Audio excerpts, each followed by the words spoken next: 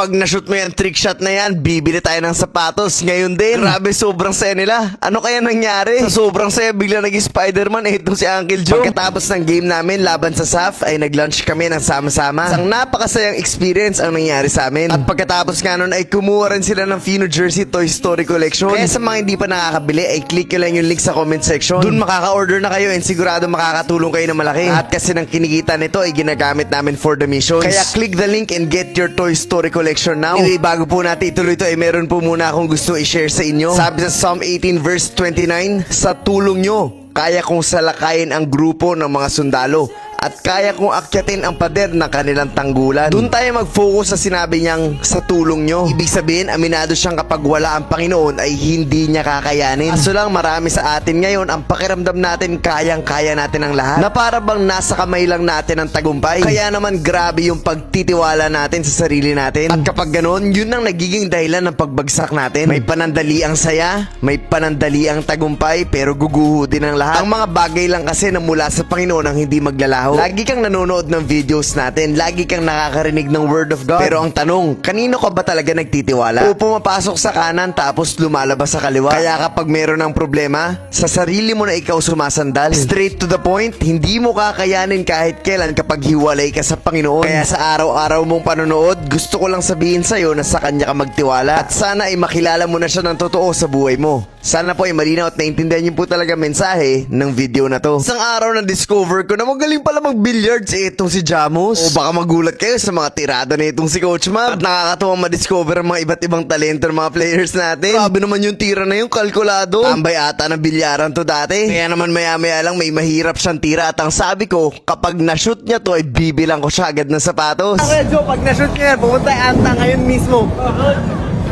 May Anta dyan sa baba. Pupunta tayong Anta kaagad. Para sa ito, kuya. GG na ito. Coach, pag na-shoot sa kabilang tayo. Ay, seryoso.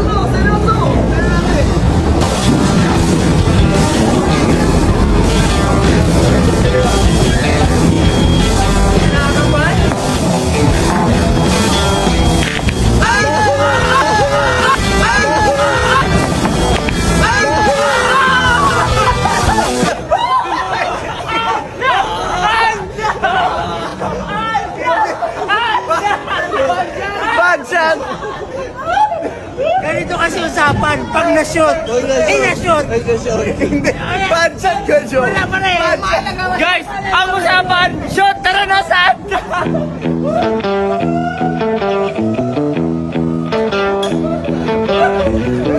Teka lang. Kanina matino pa to ha. Ba't ngayon biglang...